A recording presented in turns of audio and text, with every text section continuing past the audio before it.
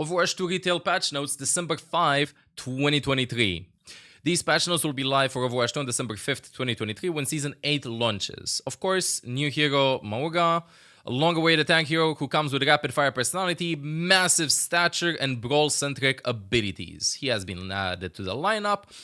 We know his skid, but let's go over it very fast. Automatic weapon that ignites enemies on repeat impacts with his primary fire. His secondary fire, you do critical damage to burning enemies. Overrun, unstoppable charge that does damage. Cardiac overdrive. Nearby allies take reduced damage and heal by dealing damage, which is an interesting mechanic. Very curious to see what strategies we're going to come up with this mechanic. Cage fight, deploy a barrier that traps yourself and enemies, gain unlimited ammo while inside, view it as an unescapable May ultimate in which you can actually do something. Gain temporary health when dealing critical damage as the passive. Battle of the Beasts, we saw that this is 4 vs 4 PvP VE game mode. Okay, Winter Wonderland, you will be able to get a free legendary skin of your choice between formal wear skins for Cassidy or Baptiste or the cozy winter Jammy Zilagi skin. This will be available starting from December 19th. Introducing weapon skins. Love them. We're going to have weapon skins for Ryan, Reaper, and Mercy. Hardlight team for them. Just the first step. They're going to listen to the feedback about the weapon skins. Excited to use them in game. General updates, because we're going a little bit faster through the event PV, whatever stuff that was talked about over here, because we're interested in this video in patch notes. So, general updates, endorsements. Score required to reach level 5 reduced. Score DK at level 4 reduced slightly. Score DK at level 5 reduced slightly. Finally, I might actually be able to get a level 5 endorsement. So they did some adjustments over here. Hero Mastery courses starting from January 2nd for 5 heroes, Lucio, Mei, Diva, Echo, and Genji. Reticle changes. Extra reticle settings have been added to specific heroes with multiple weapon modes. Players can now customize the modes separately or keep them in sync. Oh, for Ana, Ashe, Bastion, Lifeweaver, Mercy, Ramatra, and Widowmaker. Curious to see what the Ana one's going to be like. A new option for the reticle's outline color has been added. Outline opacity has been separated from main to opacity. Players who have previously hidden their dot by setting its opacity to 0 will now need to set the dot size to 0 instead. Unranked leaver penalty updates. In a further effort to discourage players from repeatedly leaving games and impacting the experience for others, we're increasing the suspension times for leaving too many matches from unranked modes. Leaving 4 out of your last 20 games played will result in a 20-minute suspension from being able to queue for most game modes, including unranked and competitive. Leaving 6 out of your last 20 games will result in a 4-hour suspension from being able to queue for most game modes, including unranked and competitive. Wow, 4 hours. So if you leave more than a quarter of your last 20 games, you'll get a 4-hour suspension. Finally, these are harsh for unranked. I don't think these are harsh. You know why? Because if you're having like connection issues, 1 game, 2 games, let's say 3 games, you go like, nah, dude, no, I'm done, you know? 6 games leaving like this, like the situations in which I guess you would have to leave out of necessity, out of an emergency in the last 20 games are very, very, very rare, you know? So, I'm okay with this. These suspensions thresholds only occur when you leave multiple games among your most recent games played. We know this may impact those who are having issues with their connection and playing Overwatch 2. Is there a way to keep track of this? And we encourage testing your connection in custom games at a practice range as you troubleshoot your connection prior to playing modes that involve other players, so that you don't go in like the experience for other players that are queuing up. Because sometimes, you know, like you have 1 hour to play Friday night, you want to play some Overwatch, you want to play some quick play. In 3 games, you have 3 or 4 levers. So, gotta try and test out your internet. And 4/6 games, I don't know about these numbers, but if it's too much, if it happens too often, then they will just do this. You know what? They will just like decrease or increase them. But here's one thing that I want them to do, though. I don't know if this is actually, it should be possible. It should warn you if you leave 1 more that you're going to get a 20-minute penalty, or it should warn you that if you leave 1 more, you're going to get a 4-hour ban. To make sure 100% that You want to play, you have unstable internet though, 5 of the last 20 games issues, bro, you're gonna wait for 4 hours. It should give you like a heads up, dude. One more and then you're gonna have a 4-hour suspension. Competitive updates. MMR DK now only occurs for competitive play at the start of a new season. So you can camp a spot. MMR DK is not applied to goals that qualify for a rank. Example, a player that won 5 games and got a competitive update will not decay at the end of a season.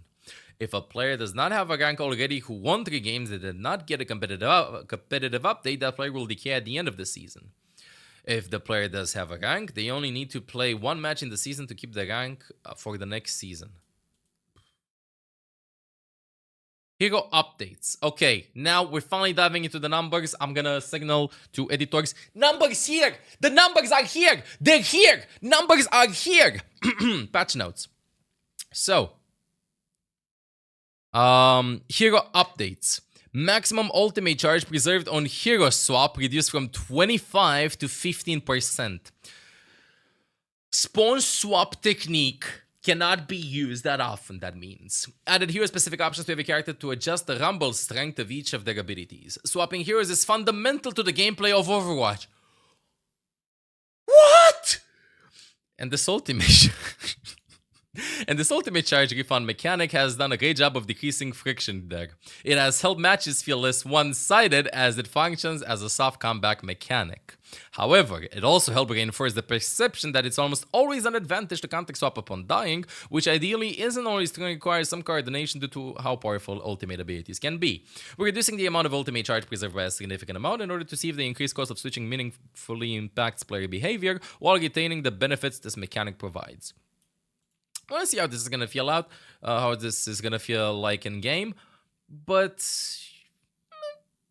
it will be a little bit annoying, like the situations in which I personally would swap to Lucio to speed boost them or Life Weaver to pull them and stuff are getting fewer and fewer though. Still, I think that in Masters and higher up, even if you have, you're not going to have people going like, now you see bro, I have Winston. They have Bastion, but I'm 25 on Primal. Yeah, I ain't swapping, dude. I don't think you're going to see that. I don't think you're going to see that. Tank, Doomfist, Meteor Strike. Now regenerates 75 health per second while in the air. Ultimate cost increased by 16%. Developer comments. We have no idea why we did this, but we want to make support's life miserable. One of the most effective uses for an ultimate ability like Meteor Strike is to save it as an escape in order to grab a health pack instead of using it against his foes. Doomfist will now recover health during the targeting phase so that it can be used more offensively. Guess I'm dead! Guess I'm dead! One of the most common strategies is, and it's the same with Echo. It is the same with Echo. Like, if I have my ultimate, it's not necessarily as a tool to escape. It's a tool to give myself another life. Does that make sense? So, like, I want to go in. I'm not ulting to escape Blizzard. I am ulting after a very deep dive. After a very deep and hard dive in which I push the limits of my character and I have... That's when the good player kicks in. I have 5 HP. That's when I press Q to get out. And then... What?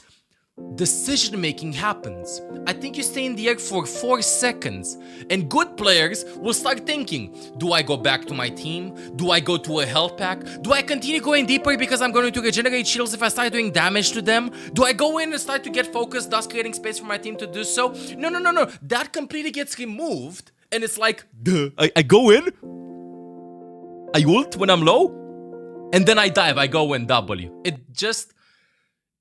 my opinion, it lowers down his difficulty and he will be way more efficient than he was before with the ultimate. It might be tricky to play against. I don't like, for me, there's always a discussion about too much healing in the game, and we're adding more and more and more and more ways of getting small healing numbers from everywhere. So whenever I see a change like this with HP, I'm like, oh no, I'm waiting for the next 5 months from now in which somebody's gonna start talking about supports doing too much healing when it's not supports doing too much healing. It's about everybody else gaining ways or methods of self-sustain. Plus, he already had shields that he could regenerate. Can we get some ML7 roses in the chat for Dendo? Junker Queen, Scattergun, spread reduced by 8%. Tightening the spread on Junker Queen Scattergun will make it more effective at range against small targets and give her slightly more teamfight presence before fully committing to getting in close against the enemy team. Want to see how this is going to feel like. It means that her damage potential is increased. So, yeah. Damage buff, I guess. I don't know how much 8% is going to be. It might be a pretty big change considering that if you buff Tracer 0.5 damage, it's a big change. We'll have to wait and see how this is going to play out. Mauga, base health. Okay, these are some changes. Base health reduced from 500 to 350, but he gained 150 armor. So HP bar is still at 500, but 150 of it is armor. Hit volume reduced by 15%, so it's trickier to headshot him. Incendiary and volatile chain guns. Spread for firing both guns reduced by 15%. Fire rate multiplier for firing both guns reduced from 25% to 0%. Damage per shot increased from 4.5 to 5. Damage fall-off range increased from 25 to 30. Max ammo increase from 300 to 350. Movement speed penalty reduced from 20% to 15% per gun. Overrun can no longer be interrupted by hack. Damage reduction increased from 30% to 50%. Cardiac overdrive, lifesteal increased from 60 to 70%, and the passive overhealth conversion rate increased from 40 to 50%. Oh. Developer comments. As Mauga is a new hero, we really want to see him being played in the game, same as we did with Illari on release. We knew deep down that she was pretty strong, so we just wanted to give the community a taste of how strong this hero can possibly be. After a couple of weeks though, we've decided that she was too strong, so we tuned down her numbers. I think it was 1 week. Now, Mr. ML7 strongly hopes that this will happen again with Mauga in a week from now in the same style that they did for Illari, because it wouldn't be fair for a support to be nerfed after a week of being too strong, while tanks are probably going to be playing with this hero for more weeks until they will be receiving nerfs. Okay, now, might be unpopular opinion here. Let me read this and then I'm going to give my unpopular opinion. We got a lot of constructive feedback from players when Mauga was available to try doing his free preview weekend, so we've adjusted his kit for his official launch to give him the ability to last longer in a fight. Good one, last longer in a fight. I think these buffs are way too much, but I'm okay with them. You know why? Because the same as Illari. It is the same as Illari. I want to see how strong Mauga can be. I want to see the team comps that he can be played in and against. And then they can adjust the numbers before Mauga is going to be available in ranked. This is way too much. 100% way too much. He might be unstoppable. He might just everybody. You know? But I'm okay with this for a couple of days. Analyze, analysis on the stats and how much he's doing and stuff. And they can always, right guys?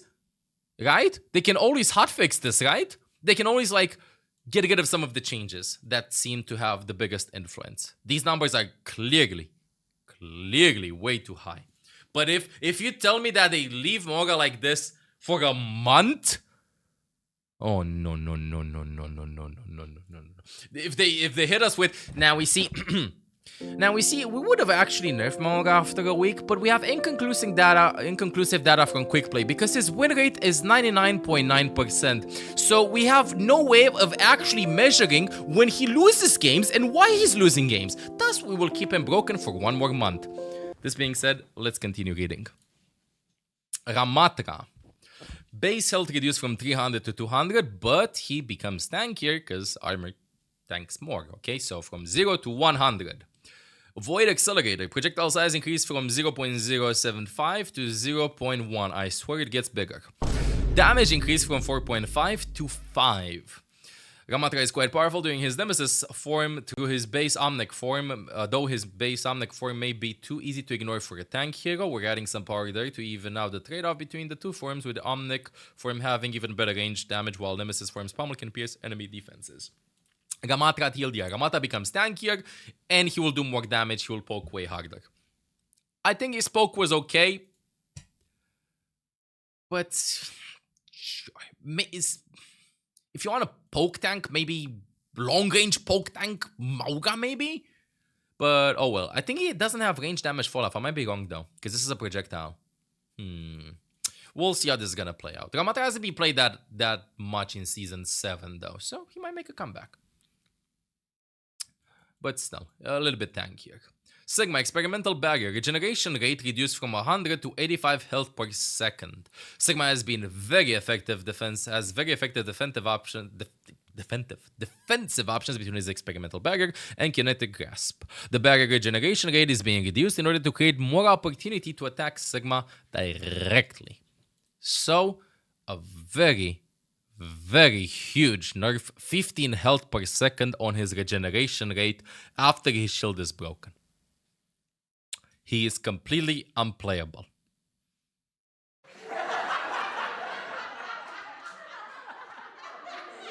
Winston, Tesla Cannon, now ignores armor damage reduction. Developer comments, this is a special property for the Tesla Cannon intended to increase Winston's effectiveness against other tanks with large armor health pools. He still won't specialize in dealing with tanks since his single target damage output is low. He still won't specialize in dealing with tanks since his single target damage output is low, but it will be less of an extreme disadvantage. Okay. I'm interested to see how this is gonna feel and how the matchups are gonna be for him. The thing that this does, though, is not necessarily against the tanks. This is a huge change against Brig. Why are we not adding this here? This is against Brig. This is direct buff for Winston to be played in... When do you play Brig? Brig sits in a corner. Like, this is... It's like... We're talking about this. This is the topic. This is huge everything. And there's this tiny little thing over here that is actually the essence of the entire buff that we're deciding to leave out and not talk about. Literally. Now the question is, will Brig still do okay versus Winston? Or do you go with another support? Will Life Weaver is really good at surviving dives. Is this a comeback for Life Weaver? Life Weaver can't a comeback. Is this his entry actually? The beginning of a Life Weaver meta? Life Weaver is incredible at peeling and at surviving. And if Brig can't survive against a hard dive, why not go something like Life Weaver Kiri? Or Moira Kiri, Lucio Kiri. I think it's gonna be Lucio Kiri, to be honest. If Brig can't survive that much. We'll see. So, tank changes. TLDR, they're way stronger. Way stronger. And Mauga is probably going to be broken. And it's going to be very fun. Kappa. Damage. May. Endothermic Blaster. Maximum ammo reduced from 150 to 120. Agreed. She is a little bit too strong. Soldier 76 body field cooldown increased from 15 to 18 seconds. They're increasing a huge cooldown, so you can't flank that much. Yeah, fun. Exactly. Thank you. You get my sarcasm. Fun. It's gonna be very fun. Sombra EMP ability lockout duration increased from 1.5 to 3 seconds. Damage reduced from 30 to 25% of current health. This is a huge buff for Sombra. I don't care about the damage reduced. Like this current health, whatever, this does nothing. But this one is a huge buff for her, and it's going to be incredibly annoying to play against. Torbjorn, overhealth increase. What are they doing? Overhealth increase from 75 to 100.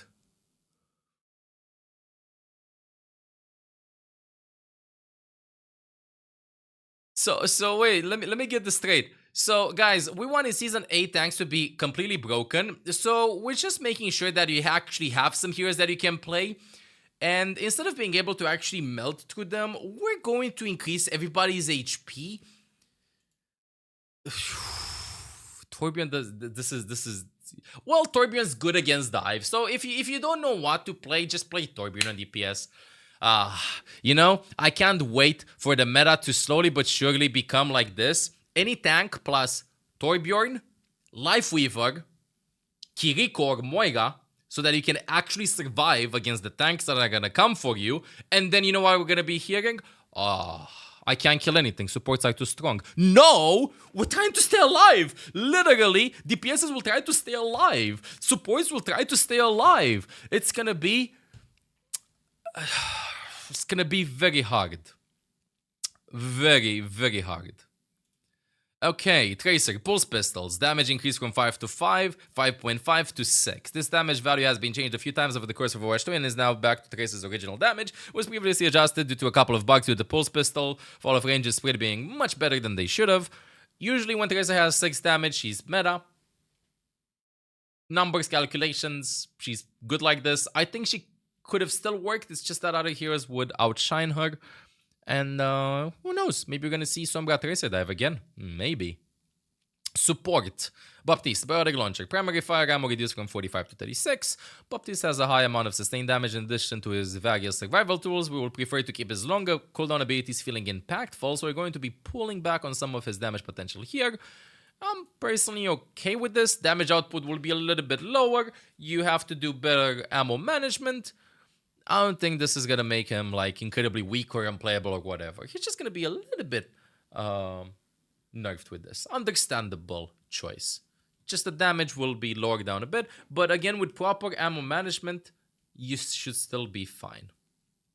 Brig, Whipshot, damage reduced from 80 to 70. Brig ended up being the best performing support hero in the game by a far margin since the last patch. It's likely a result of more than just the damage breakpoint change that she received, but it was a significant increase to her offense, so we're reverting it and we'll continue to evaluate further.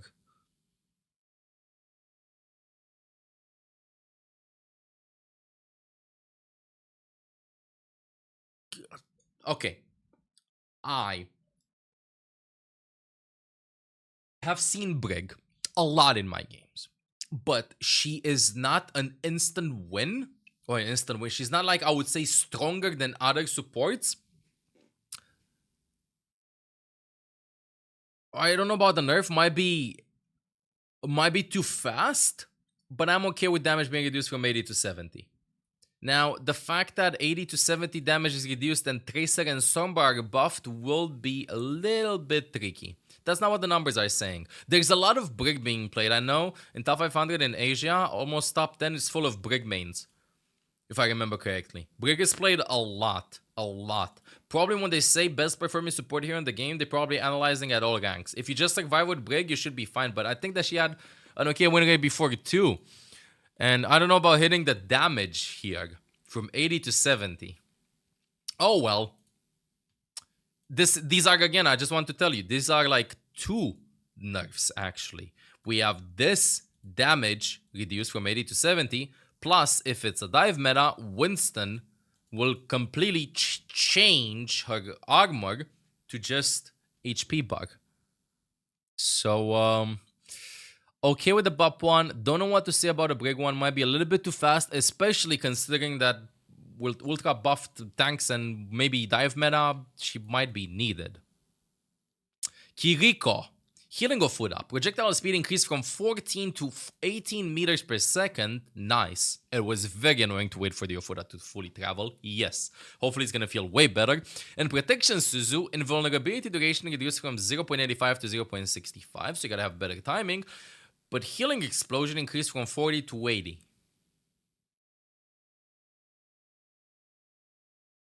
Comments. Reducing the Protection Suzu invulnerability time further will help it feel less frustrating to play against, but will still enable it to have big playmaking moments, although with a stricter timing requirement. Agreed. To counterbalance that power lost, we're making Kiriko's healing more reliable. So if we open a notepad, you're going to get flashbang and start doing calculations. What Blizzard is saying is that 0.25 seconds of invulnerability equals 40 health. This is a developer comment. 0.2, 0.2, 0.2 seconds equals 40 health. 0.2 seconds equals 40 health. We will use this in the future. I don't know about the health increase from 40 to 80. This is healing explosion. Wait, I need a number. Give me a second. Ana Wiki Overwatch. How much healing does Ana's nade do?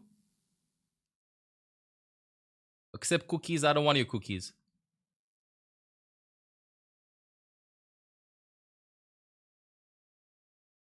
Wait, Ana's nade does 60 healing.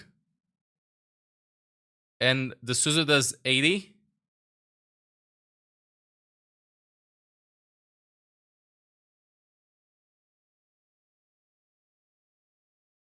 I guess we nerf Ana. Cooldown to compare. 12 seconds versus Kiriko Overwatch Wiki. Ana is 12 seconds. Kiriko is 15 seconds. But wait a second. Would you be... They don't specify this. Will you be rewarded? Is this... You gonna get rid of this? Or are they gonna start... Are you gonna... Wait a minute. Wait. Are we talking... Composure. So right now, if you cleanse, you get plus 30 healing. Healing explosion increased from 40 to 80. From 40 to 80, so this number increases. Would you get 110? Or would you get 70? Would you get 80? 110 out of this. Oh well, Kirimera and Bound. I don't know about this change. I'd be okay with 50 healing or 60 healing maybe. We'll see. This one feels good. This one I'm a fan of. I love using Suzu at a right moment. If it's not buggy, that is. Mercy. Valkyrie. Activating Valkyrie no longer disconnects Caduceus staff from its target.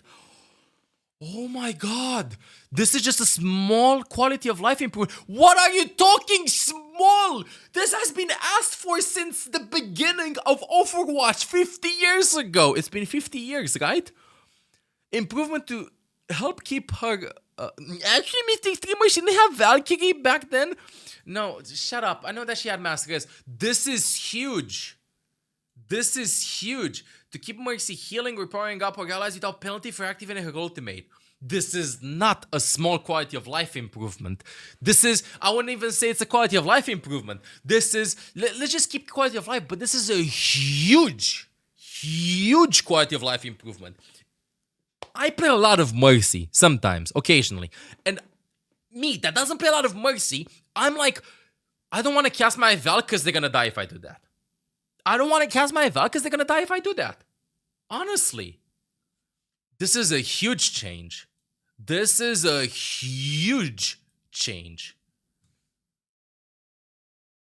Huh. Map updates. New holiday decorations added to the following maps. Paraíso, New Queen Street, and Gibraltar? A new lighting scenario for Antarctic Peninsula morning. Wait a second, so we have holiday decorations for Paraíso, New Queen Street, and Gibraltar. Oh my goodness. Some bug fixes, hero mastery, story missions, other fixes, map fixes. Busan, I don't see the replay Busan code. When you enter that your game crashes fixed yet. Healing panel sound effects persisted. I don't know if they're like... I don't know a lot of the bugs that are in the game right now that needed to be fixed, but did I read this right? Fixed an issue with virus not being correctly amplified by Baptiste's amplification matrix.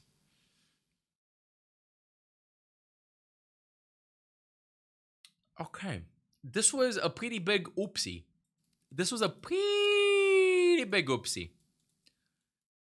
this apply for the dot? Do you do 200 damage with this? Yeah, this is a pretty big oopsie. Especially with Baptiste being meta. Maybe for the initial damage. I don't know. We'll see how it feels like. We'll see. It does the dot now like dynamite, so it doesn't do like the initial damage right now. So, thoughts and prayers for supports right now, because it's gonna be a full tank meta. We're gonna be dived non-stop, and I think we're just gonna play to survive. Welcome to World of Tanks, Season 8 of Overwatch 2, World of Tanks. DPSs will try their hardest to stay alive and play with super fast heroes with low HP, such as Tracer or Sombra, invisible, dashing away or stuff, or with very tanky DPS that can survive tanks, like Torbjorn that got buffed, maybe like Mei. And with supports, I think that with Brig being nerfed against Dive, I think it might be Lifeweaver's time to shine in this meta, as he's going to be able to stay alive a pretty long time. Rest in peace, slow comps. We're gonna play probably with hyper mobile heroes that are gonna try to stay alive and survive as much as possible.